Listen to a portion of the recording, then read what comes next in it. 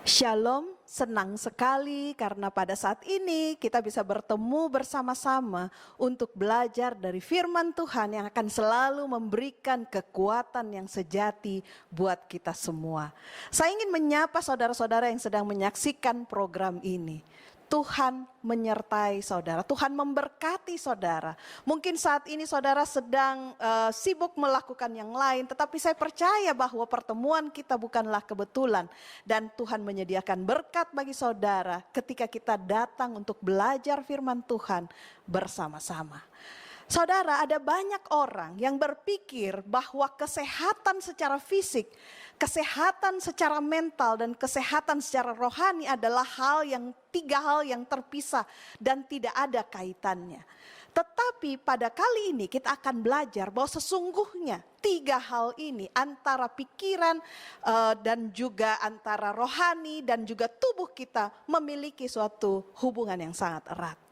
Pelajaran kita, saya beri judul kuasa pikiran yang menakjubkan. Saudara, pernahkah saudara diajak untuk ikut, yuk kita lari maraton? Atau pernahkah saudara diajak untuk yuk kita mendaki gunung? Mungkin pada waktu kita diajak dan kita tidak pernah latihan untuk itu, kita mungkin akan menolak dengan berbagai alasan. Bisa jadi kita katakan bahwa saya terlalu tua, aduh saya nggak kuat, aduh saya lagi sakit, kaki saya mungkin atau kesehatan saya tidak akan sanggup melakukannya. Tetapi kalau itu adalah alasan saudara, saya mau saudara berkenalan dengan satu orang yang namanya Fauja Singh. Umurnya 104 tahun. Saya percaya dari antara saudara yang menyaksikan ini, mungkin tidak ada yang umurnya sampai 104 tahun. Tetapi Fauja Singh ini masih bisa ikut lari maraton. Bahkan waktu usia 104 tahun dia sudah ikut 9 kali maraton. Dan jangan salah, tidak ada kata terlambat. Fauja Singh ini maraton yang pertama itu umur 89 tahun. 89 tahun saudara, usia di mana umumnya biasanya kita ketemu dengan orang yang sudah 89 tahun, ada yang di kursi roda, ada yang sudah di tempat tidur, tetapi Fauja Singh memutuskan bahwa dia akan mengikuti maratonnya yang pertama. Luar biasa. Dia berkata bahwa sementara saya berlari, saya merasa saya sedang berbicara dengan Tuhan. Sangat luar biasa. Saudara, ada hubungan yang sangat erat antara pikiran dan tubuh kita. Hubungan yang ada antara pikiran dan tubuh kita ini sangat erat. Kalau yang satu terganggu, maka yang lain akan terpengaruh. Pengaruh kesehatan pikiran terhadap kesehatan tubuh jauh lebih besar daripada apa yang disadari oleh manusia. Pelayanan kami sering kali bertemu dengan orang yang sakit kanker, sakit diabetes, dan lain-lain, penyakit-penyakit pola hidup lainnya. Tetapi kalau diusut-usut, bukan hanya masalah makanan yang salah, bukan hanya cara hidup yang salah, tetapi yang sangat signifikan dengan penderita penyakit-penyakit pola hidup juga adalah masalah cara berpikir. Saudara, sadarkah kita kalau kita sudah bilang saya tidak bisa, maka kita tidak akan bisa. Kalau pikiran kita sudah mengatakan saya pasti bisa, maka tubuh kita akan mengikuti apa yang dipikirkan oleh pikiran kita. Oleh karena itu penting sekali kita menyadari bahwa kalau kita berbicara tentang kesehatan, berbicara tentang rahasia hidup sehat, itu bukan hanya tentang apa yang kita makan. Bukan hanya tentang bagaimana cara kita berolahraga atau bagaimana cara kita beristirahat. Tetapi juga menyangkut pola hidup, yaitu tubuh kita, dan juga pola berpikir, yaitu pikiran kita. Saudara, kita harus sepakat sejak awal bahwa Tuhan tidak ingin manusia sakit. Tuhan ingin supaya manusia itu sehat dan bahagia, dan mereka hendaklah bertekad untuk sehat. Artinya apa? Kalau Tuhan mau kita sehat, harus ada kemauan dari kita juga untuk mau sehat. Sehat secara fisik, sehat secara mental, dan sehat secara rohani. Pikiran kita dapat menentukan apakah kita berhasil atau gagal mencapai tujuan yang kita inginkan atau menyelesaikan satu tugas. Kalau pikiran kita sudah berpikir bahwa kita tidak mampu, maka kita tidak akan mampu. Karena tubuh fisik kita akan bereaksi sesuai dengan apa yang kita percayai. Dan saudara, banyak sebetulnya penyakit yang diderita manusia merupakan akibat dari depresi secara mental. Apa itu depresi secara mental? Kesedihan, kegelisahan, ketidakpuasan, penyesalan, rasa bersalah, tidak percaya. Semuanya ini, pikiran-pikiran negatif ini semuanya cenderung menghancurkan kekuatan hidup dan mengundang kerusakan tubuh, bahkan kematian. Banyak orang yang berkata, saya tidak depresi, saya tidak stres. Tapi saudara, kalau yang kita pikirkan selalu adalah pikiran-pikiran yang sedih-sedih, ya. Kemudian hati kita jadi gelisah, kita mulai gak puas, kita mulai kesel sama orang. Tanpa kita sadari, kita sebenarnya sedang menuju kepada depresi secara mental. Dan pikiran-pikiran ini melemahkan tubuh kita secara fisik dan membuka pintu terhadap munculnya berbagai penyakit. Sampai di sini mungkin saudara akan bertanya, kalau begitu apakah obat untuk depresi mental? Nah saudara, apa obatnya? Keberanian, pengharapan, iman, simpati, kasih, meningkatkan kesehatan dan memperpanjang hidup. Pikiran yang bahagia, roh yang selalu gembira, merupakan kesehatan bagi tubuh dan kekuatan bagi jiwa. Itulah sebabnya di dalam Alkitab memberikan satu ayat yang sangat kita kenal. Yang katanya adalah hati yang gembira adalah obat yang manjur. Menarik, kita tidak diminta untuk beli obat di apotik. Tetapi obat yang paling manjur sebetulnya adalah hati yang gembira. Tetapi semangat yang patah, artinya kalau kita udah putus asa, kita patah semangat. Nah itulah yang mengeringkan tulang katanya. Jadi saudara, di dalam pikiran kita sebetulnya selalu ada dua channel, ada dua pilihan. Apakah kalau ada satu peristiwa yang terjadi, kita punya pilihan. Kita mau berpikir secara positif atau kita mau berpikir secara negatif. Pikiran dan perasaan yang positif akan menghasilkan tubuh yang sehat. Tetapi pikiran dan perasaan yang negatif, itulah yang membuat penyakit datang. Perlu kita pahami bahwa pikiran kita itu bukan ciptaan kita sendiri. Kita hanya bisa memilih. Apakah kita mau pilih pikiran positif atau memilih pikiran yang negatif? Pikiran yang negatif datangnya dari setan.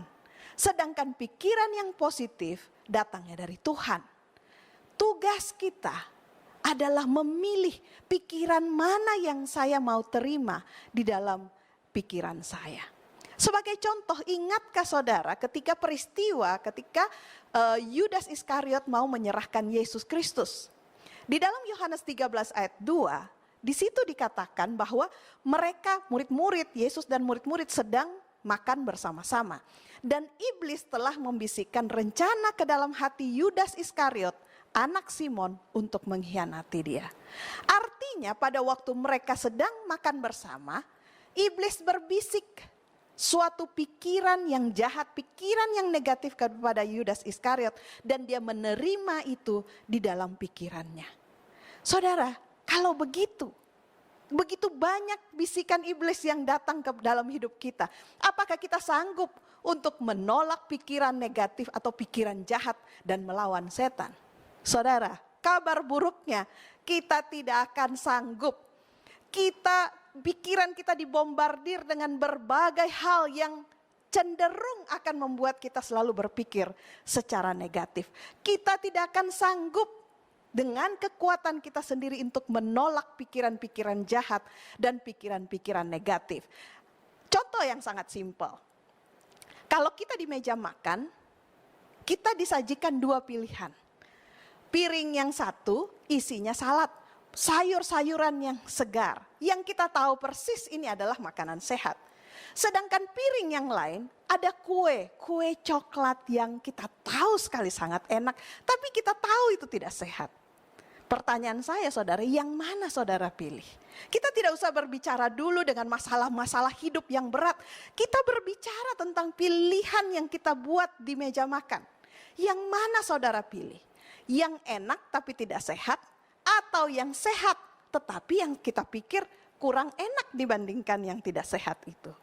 Saudara, ada terlalu banyak dari kita, terlalu sering kita umumnya berpikir, saya mungkin ralat, bahkan kita kadang tidak berpikir bahwa kita punya pilihan di situ. Kita sebetulnya sanggup untuk membuat pilihan. Sayangnya seringkali kita cenderung untuk memilih yang enak walaupun kita tahu itu tidak sehat. Bagaimana caranya untuk bisa membuat pilihan yang benar? Saudara, dengan kekuatan kita sendiri kita tidak akan sanggup. Oleh karena itu kita harus memilih Tuhan. Dan membiarkan Tuhanlah yang berperang melawan setan agar kita memperoleh pemulihan dan kesembuhan. Jangan berperang dengan kekuatan sendiri. Nah saudara, Tuhan itu bukan Allah yang pemaksa. Dia tidak mau memaksakan pikiran kita tanpa kita izinkan dia untuk menguasai pikiran kita. Setiap manusia bebas untuk memilih kuasa mana yang akan menguasainya.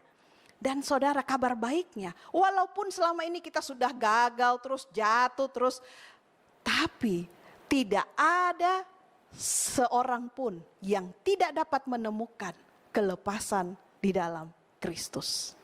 Jadi saudara, manusia tidak dapat mengendalikan pikirannya sendiri. Pikiran kita selalu dibawa dua kendali, dua pilihan, Tuhan atau setan. Tuhan akan mengambil kendali jika manusia memilih dia dengan sukarela. Tuhan tidak akan memaksa kita.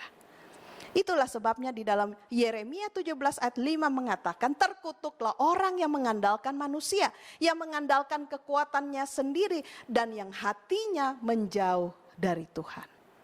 Saudaraku, jangan percaya pada diri sendiri, namun percayakan kepada Tuhan untuk mengendalikan pikiran kita. Setiap hari kita bangun, kita harus menyerahkan pikiran kita hanya kepada Tuhan. Karena saudara, ketika kita sakit, kita sesungguhnya tidak bisa sembuh dengan kekuatan kita sendiri. Oleh karena itu kita harus percaya kepada janji Tuhan bahwa Dia sanggup untuk menolong kita. Pertanyaannya saudara adalah bagaimana caranya saya melatih pikiran saya? Apakah terapi pikiran yang paling oke untuk melatih pikiran saya untuk selalu berpikir secara positif?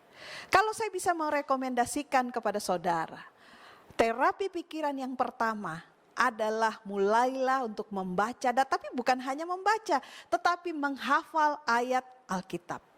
Kehadiran Tuhan menjadi nyata ketika firman-Nya ada atau kita taruh di dalam pikiran kita.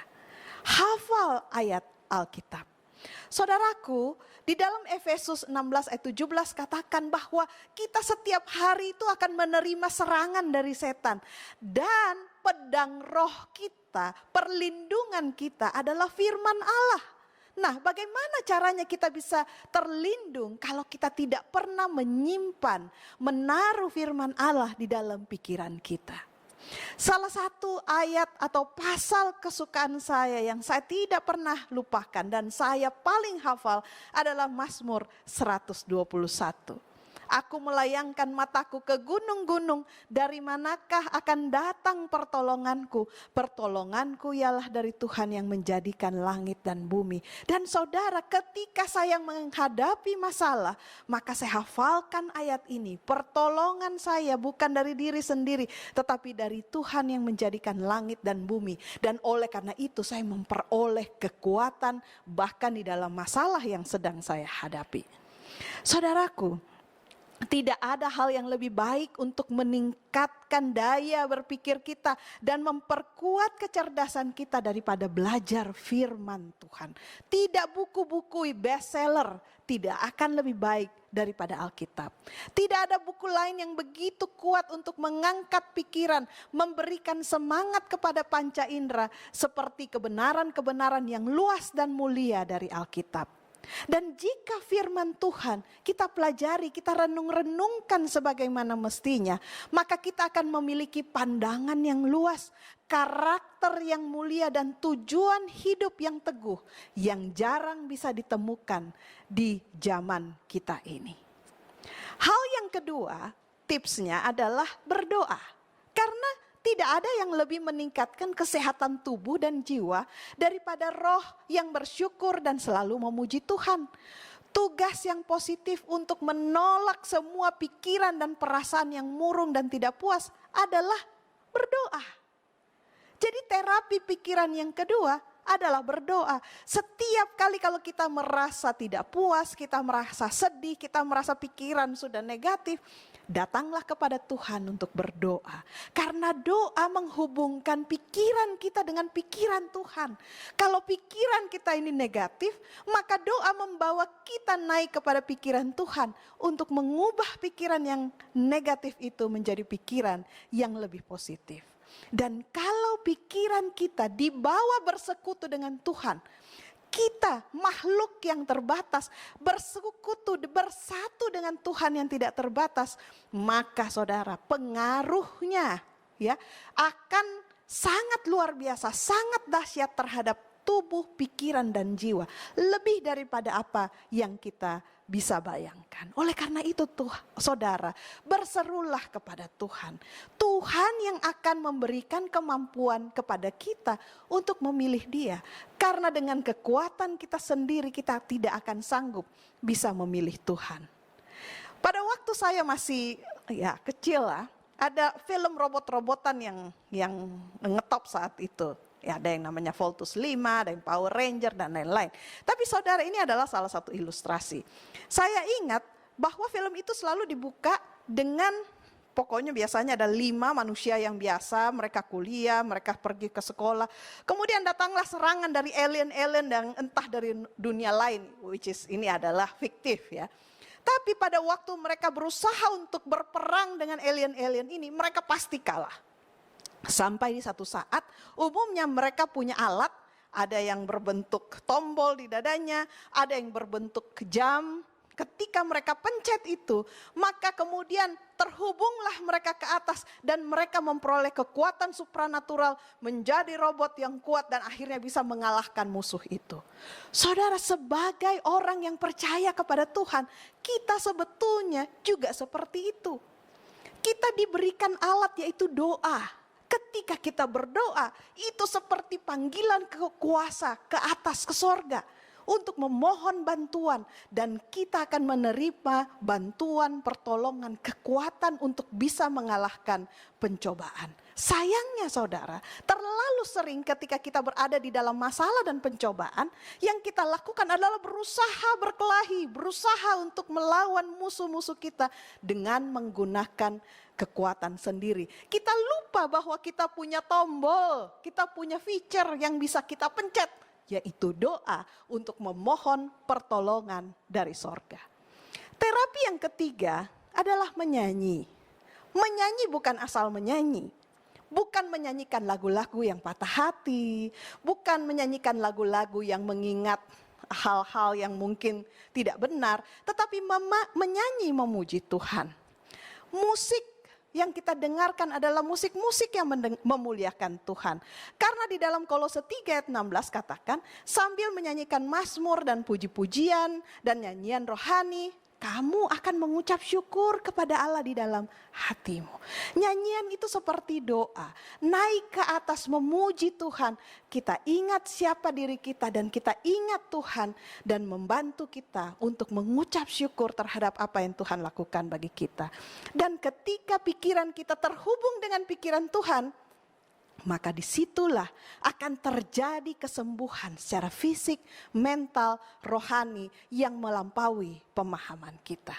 Saudaraku, jangan pernah biarkan kecemasan, kekhawatiran, ketakutan, masalah-masalah masa depan, ya kan, melemahkan hati kita.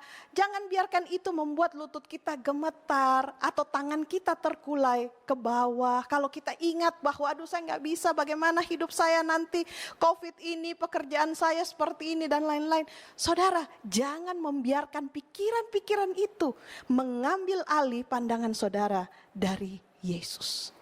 Tidaklah bijak saudara untuk melihat terus, meneliti dan menyelidiki emosi-emosi kita. Karena dikatakan di sini, kalau kita sibuk melihat emosi-emosi perasaan-perasaan kita, kita mikirin terus perasaan kita, maka setan dengan mudahnya akan masuk ke dalam pikiran kita dan membuat kita semakin bingung, mengalihkan pandangan kita dari Yesus kepadanya. Saudara, karena kita tahu sebetulnya pikiran itu kayak magnet. Kalau magnet itu kan apa yang kita pikirkan, maka itulah yang akan datang. Kalau yang kita pikirkan berkat, maka kita sebenarnya sedang mengundang berkat. Kalau yang kita pikirkan masalah, maka kita sedang mengundang masalah. Kalau yang kita pikirkan adalah penyakit, saya kayaknya sakit ini, maka yang kita undang adalah penyakit. Saudara, selalu ada hukum sebab akibat mengapa kita jadi sakit kan?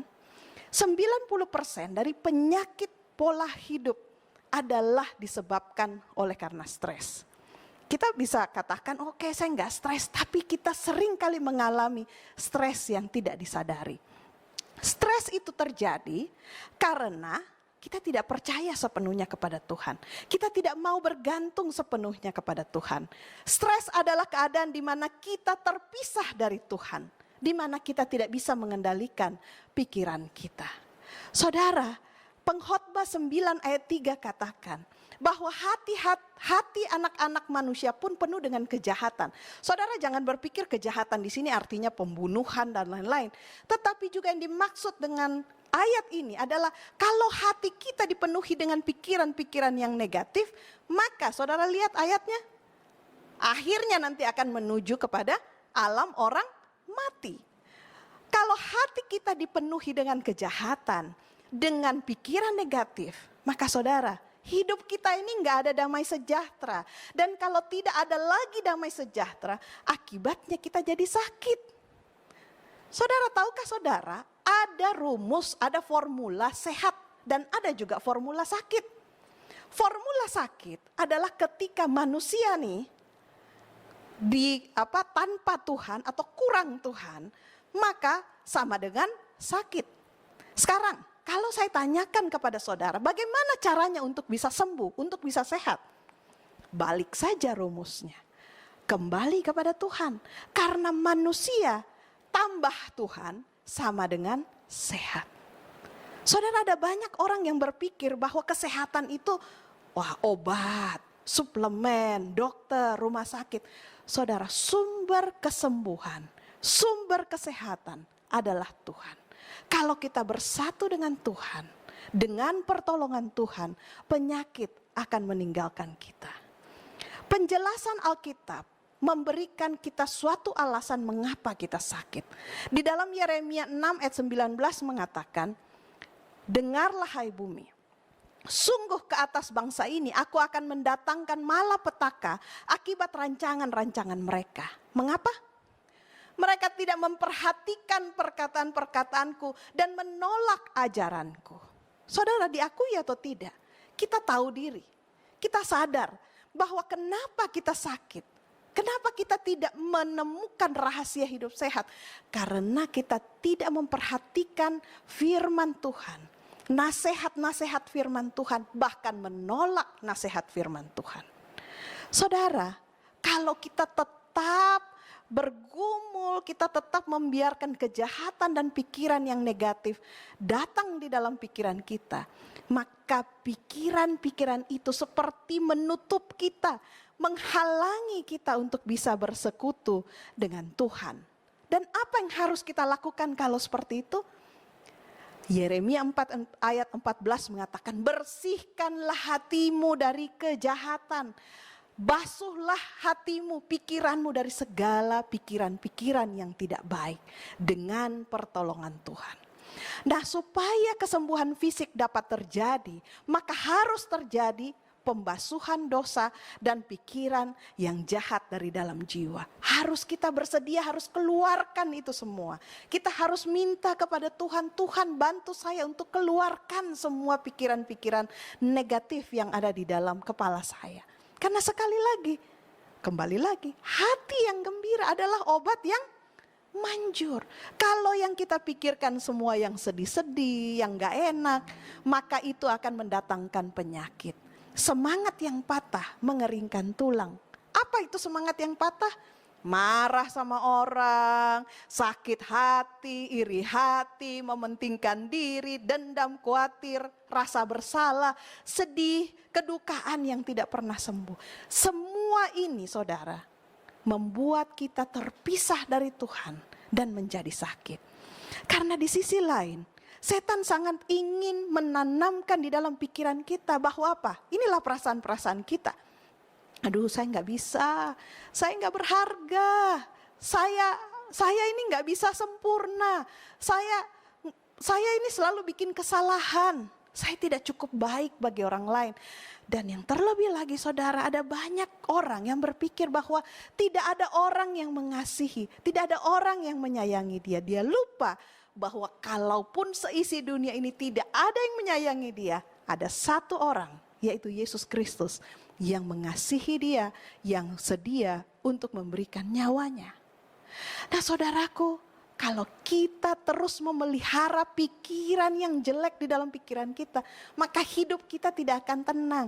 Seperti ombak, tidak ada damai di dalam hidup kita. Dan kalau kita mau kembali kepada Tuhan, titiknya adalah kembali kepada Tuhan. Untuk ambil satu keputusan kembali kepada Tuhan, maka Tuhan akan memberikan kepada kita damai sejahtera yang merupakan obat untuk pemulihan dan kesembuhan kita. Yohanes 14 ayat 27, di situ Yesus menjanjikan bahwa damai sejahtera, ini obat saudara, damai sejahtera ku tinggalkan bagimu. Damai sejahtera ku berikan kepadamu. Dan apa yang ku berikan tidak seperti yang diberikan dunia kepadamu. Janganlah gelisah dan janganlah takut. Enggak usah gentar hati kita. Karena Yesus berjanji akan memberikan kepada kita damai sejahtera. Apapun, di tengah-tengah apapun yang sedang kita hadapi pada saat ini. Karena dia tidak akan pernah meninggalkan kita. Kita tidak dapat memperoleh damai sejahtera dari Tuhan kalau kita selalu mau memisahkan diri dari Tuhan. Kalau kita selalu mau mengejar apa yang kita ingini. Padahal damai sejahtera inilah yang mengusir stres kita, yang menyebabkan kenapa kita menjadi sakit. Kalau kita terpisah dari Tuhan, kita nggak bakal sembuh. Walaupun kita sudah minum obat bertahun-tahun, tetapi saudara ingat rumus sakit adalah ketika manusia kurang Tuhan atau tanpa Tuhan, maka kita akan menjadi sakit.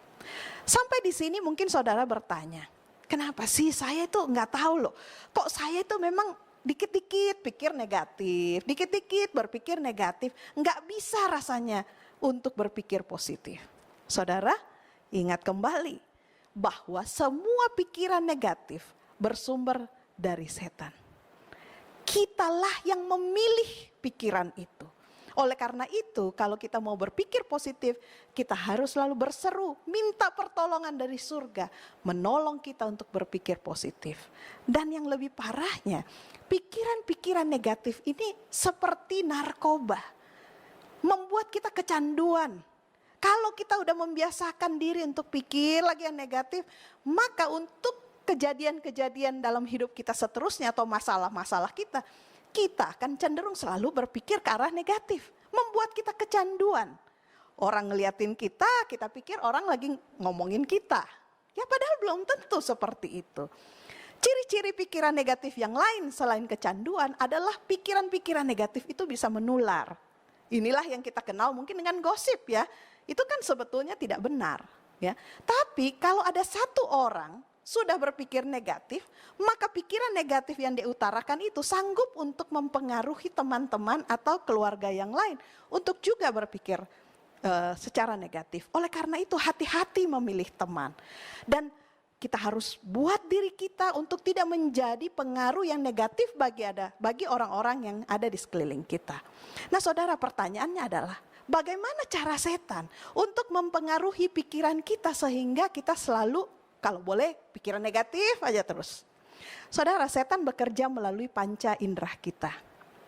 Panca indera kita ini saudara adalah panca indera yang selalu diserang oleh setan. Bagaimana caranya setan menyerang kita? Simpel saudara. Seringkali berapa banyak jam yang kita habiskan di depan TV kita? Apa program-program yang kita lihat dari televisi kita? Apakah program-program itu adalah acara-acara yang mengemukakan firman Tuhan, hal yang benar? Alkitab berkata bahwa semua yang benar, semua yang baik, semua yang suci, pikirkanlah semua itu. Tapi apakah program-program yang kita saksikan, kita nonton saat ini adalah semua yang benar, semua yang suci, semua yang mulia, semua yang disebut kebajikan? Apakah itu? Sebagian besar program televisi saat ini tidak menyajikan hal itu. Itulah sebabnya kita dibombardir dengan pikiran-pikiran yang negatif. Kita nonton sinetron yang selalu membawa kesedihan dengan cerita intrik-intrik perselingkuhan, kekerasan, kejahatan, ingin menjatuhkan orang lain. Kita berpikir itu hiburan, tetapi saudara, tanpa kita sadari, kita sebenarnya sedang menabung pikiran-pikiran negatif ke dalam pikiran kita.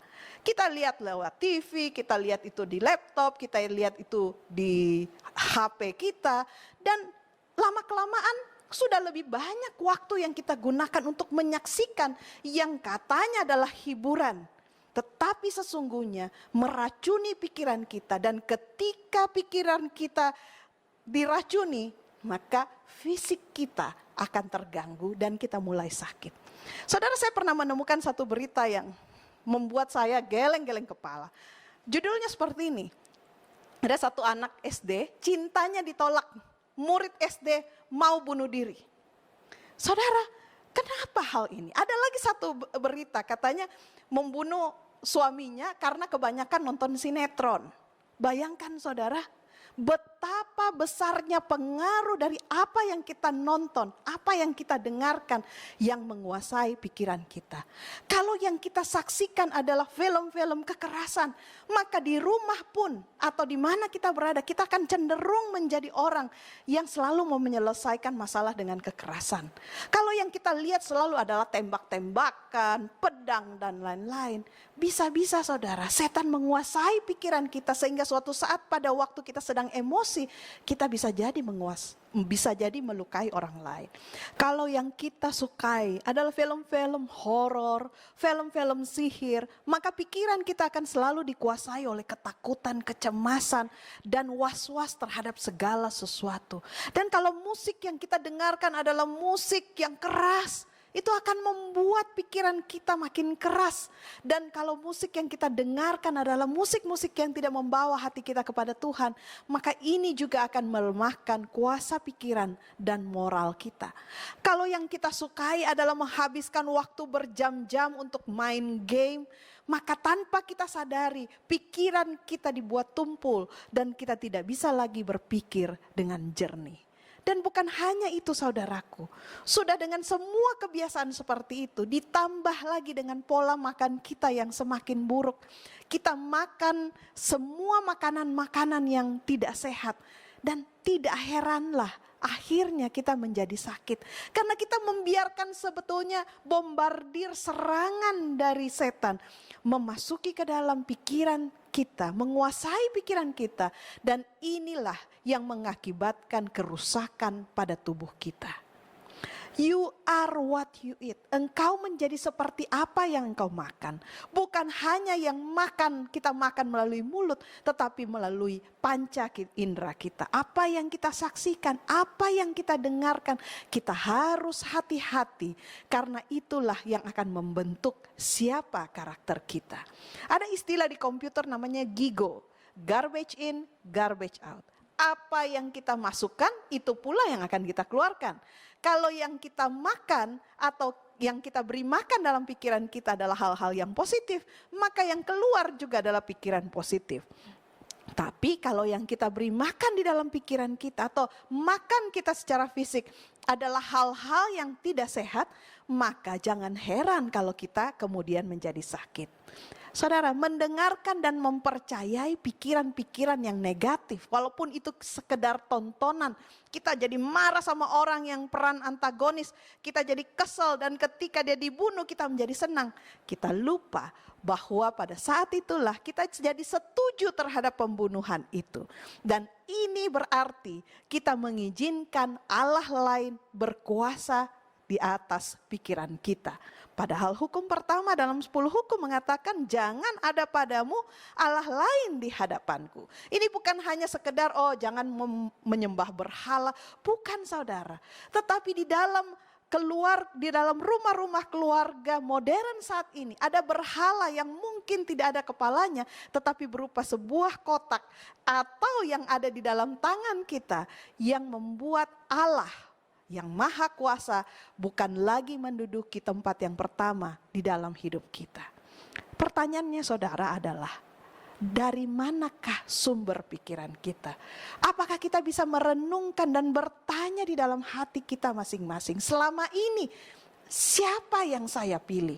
Sumber pikiran siapa yang saya pilih? Apakah pikiran positif dari Tuhan atau pikiran negatif yang dari setan? Dan kalau kita jadi stres dan sakit, itu karena kita masih membuka pikiran kita terhadap Allah-Allah lain, gantinya Allah yang hidup. Saudaraku, Amsal 4 ayat 23 berkata, jagalah hatimu dan dengan segala kewaspadaan, karena dari situlah terpancar kehidupan. Saudara, ini bukan sekedar kata-kata yang indah, tetapi ini adalah satu nasihat yang sangat relevan dengan kita. Jaga hati kita. Hati kita itu bukan jantung saja, jadi bukan jaga jantung kita secara fisik saja, tetapi hati kita berarti pikiran kita, perasaan kita, jaga dengan penuh kewaspadaan. Karena dari situlah bisa terpancar kehidupan atau sebaliknya bisa membawa kita kepada kematian.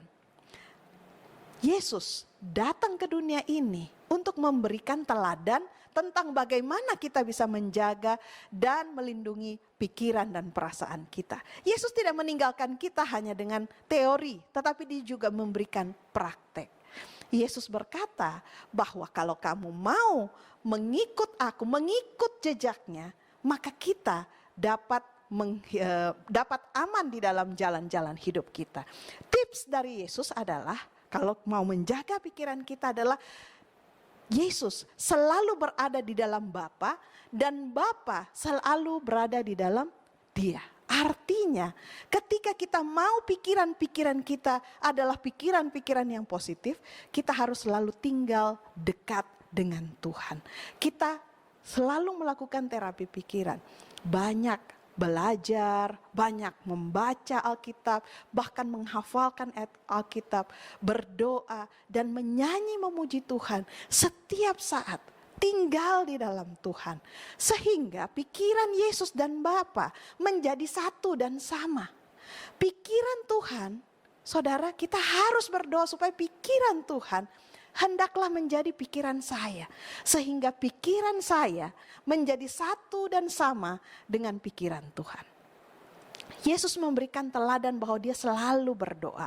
Pagi-pagi buta waktu hari masih gelap, Yesus keluar cari tempat yang sunyi untuk berdoa kepada Bapanya yang di surga. Supaya dia terhubung dengan Bapa yang di surga. Supaya dia tidak berpikir yang negatif. Yang kedua, Yesus selalu membaca kitab Taurat. Bagi kita yang hidup zaman ini, kita harus selalu membaca Alkitab karena itulah perlindungan kita. Dan kemudian Yesus selalu membawa dirinya ke alam, menikmati keindahan alam dan mengingat kembali bahwa kita memiliki Allah yang maha kuasa dan maha besar. Saudara, di dalam Alkitab ada satu cerita yang sangat menarik perhatian saya. Cerita ini terdapat di dalam Bilangan 21 ayat 4 sampai 9. Judul dari cerita ini adalah ular tembaga. Pada waktu itu di padang gurun, bangsa Israel yang sedang berjalan mengikuti Musa, mereka kemudian bersungut-sungut.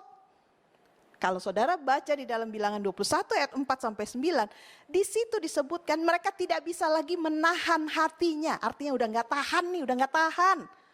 Saya jadi bingung, apa yang menyebabkan mereka tidak tahan?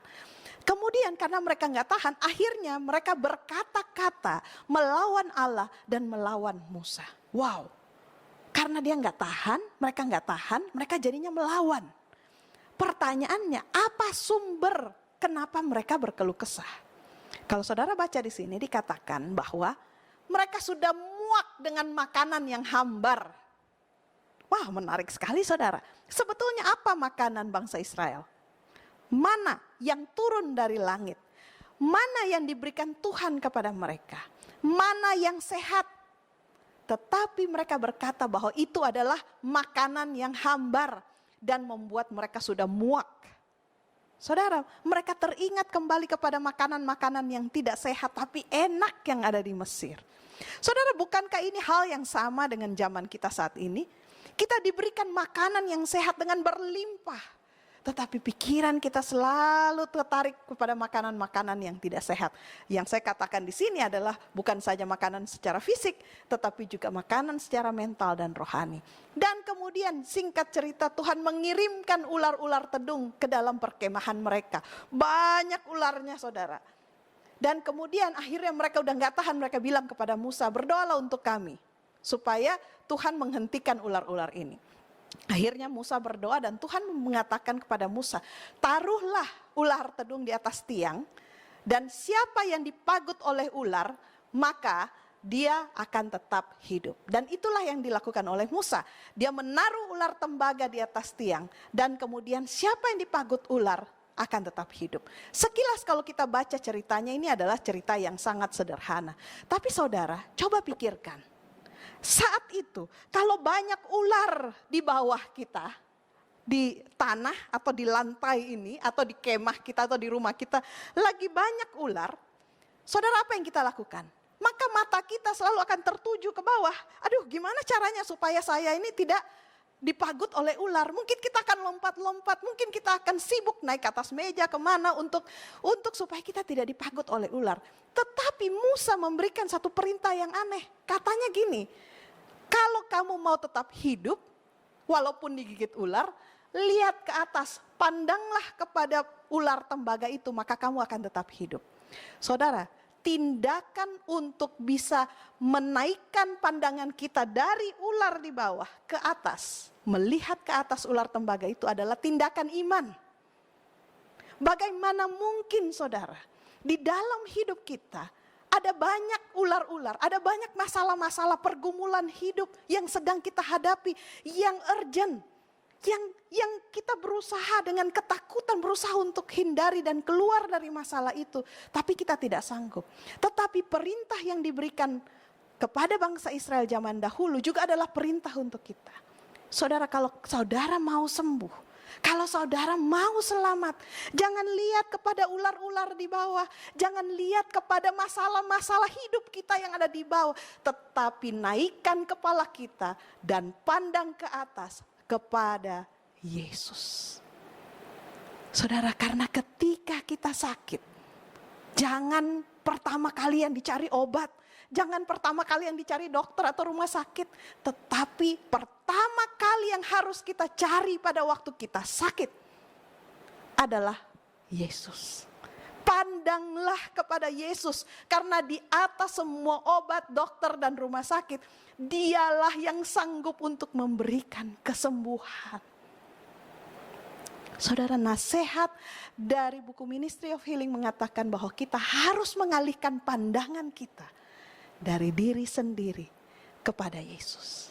Dari diri sendiri kepada Yesus. Jangan lihat ularnya, tapi lihatlah ke atas kepada Yesus yang akan memberikan kepada kita kesembuhan.